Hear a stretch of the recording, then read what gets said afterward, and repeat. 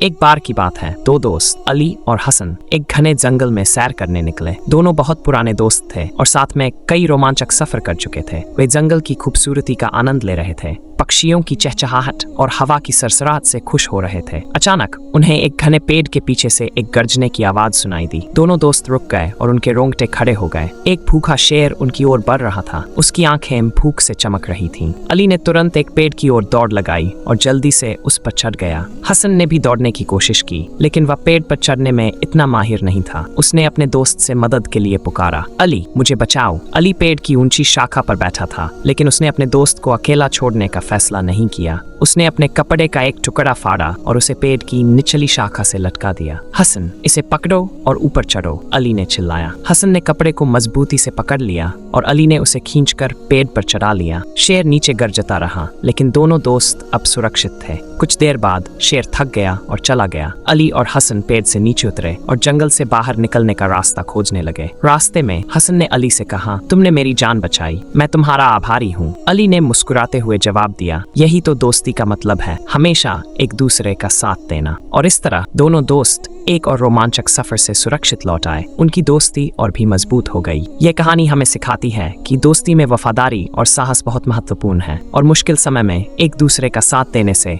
हम हर कठिनाई को पार कर सकते हैं।